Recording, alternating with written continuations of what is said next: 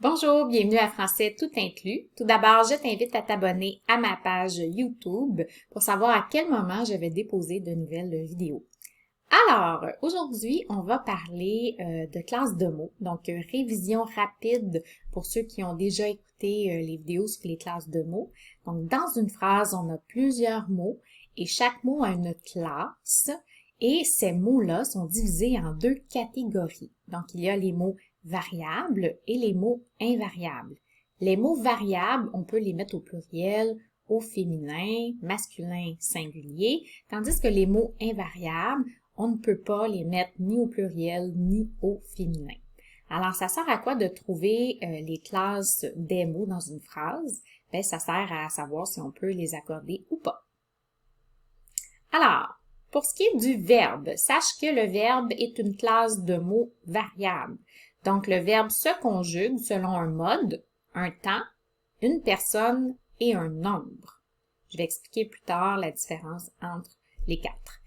Le verbe sert à exprimer soit une action, un état, comment on se sent, donc une opinion, un sentiment, etc.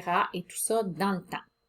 C'est un receveur d'accords, donc il peut se conjuguer à un temps simple, c'est-à-dire que là, ça va être un mot, le verbe, ou à un temps composé, c'est-à-dire de deux mots ou plus. Donc, ça sert à quoi de trouver un verbe dans une phrase? Encore une fois, c'est pour savoir si je peux l'accorder ou pas. Donc, le verbe se conjugue selon un mode, un temps. Un mode, par exemple, c'est à l'indicatif, le subjonctif, l'impératif, l'infinitif ou le participe. Par exemple, si je dis « il travaille », c'est le mode indicatif. Si je dis « travailler », ER, c'est le mode infinitif. Le temps, on situe les verbes sur une ligne du temps. Donc, il y a le passé, le présent, le futur. Par exemple, si dans un texte, je dis « il a travaillé », c'est du passé. Donc, ça, c'est le temps. « Il travaille », c'est au présent. « Il travaillera », c'est dans le futur. Le verbe se conjugue selon aussi une personne. Donc, première, deuxième, troisième personne. On a singulier ou pluriel là-dedans, mais au niveau de la personne, si je dis première personne du singulier, ce sera « je travaille » à cause du « je ». Donc, je, première personne. Tu travailles, tu, deuxième personne. Il travaille, il, troisième personne. Nous travaillons. On revient à la première personne, mais ici, ce sera la première personne du pluriel. Vous travaillez, deuxième personne du pluriel. Il, elle, mettons, travaille, troisième personne, mais ce serait du pluriel. Un nombre, là, on ajoute le singulier ou le pluriel. Si je dis « il travaille », « il » sans un S, c'est singulier.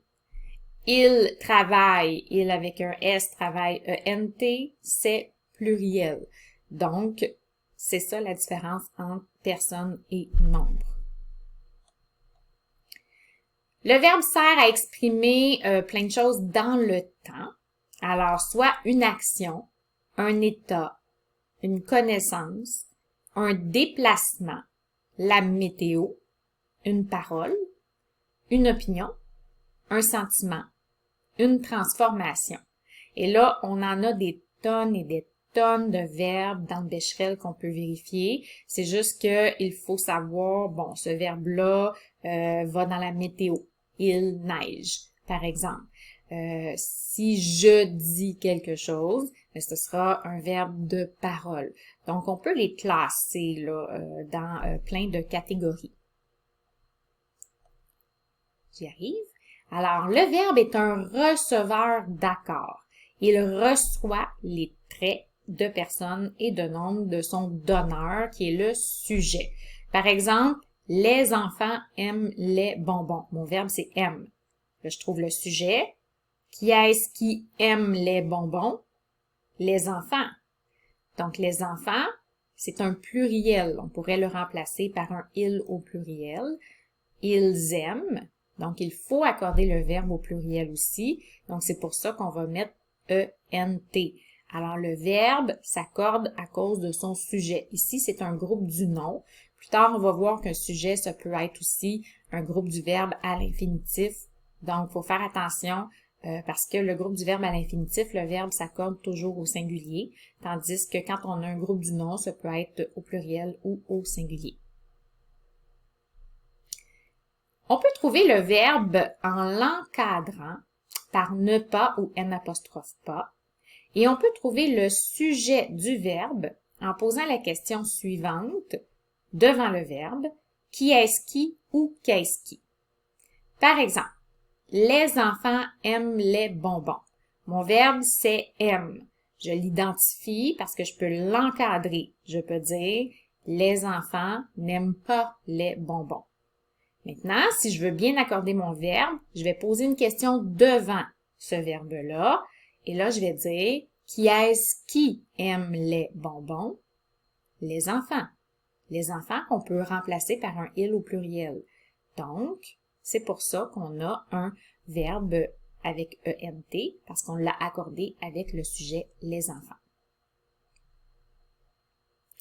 Le verbe peut aussi être une locution verbale. Une locution verbale, c'est un verbe suivi d'un ou plusieurs mots. Cette locution est considérée comme un verbe unique. Exemple de locution qu'on pourrait dire expression, il y a avoir raison, être à l'écoute, prendre part, avoir faim, tenir bon.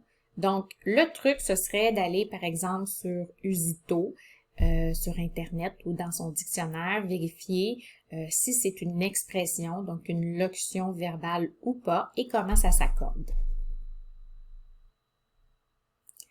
Important à retenir, le verbe a un radical et une terminaison.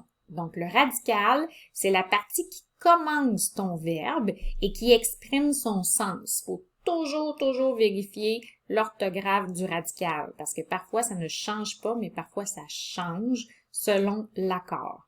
Exemple, nous chantons.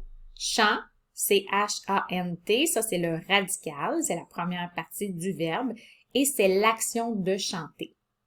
La terminaison, c'est la partie qui termine le verbe, donc qui désigne soit le mode, le temps, la personne et le nombre. Exemple, nous chantons. La terminaison, c'est ONS. Et là, ça te prouve que c'est de l'indicatif présent à la première personne du pluriel. Truc, tu peux apprendre une ou plusieurs phrases par cœur pour retenir tout ce qu'on vient de voir. Exemple. Oups, je suis allée un petit peu trop vite. Alors, verbe. Mes frères adorent courir. Donc, si je veux identifier mon verbe, je peux l'encadrer de ne pas, n'apostrophe pas. Alors ici, ce serait mes frères n'adorent pas courir.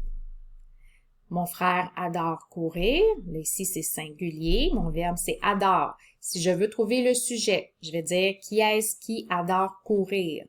Mon frère. Et mon frère est singulier, donc le verbe aussi. Quand c'est un groupe du verbe à l'infinitif, donc un verbe à l'infinitif sujet.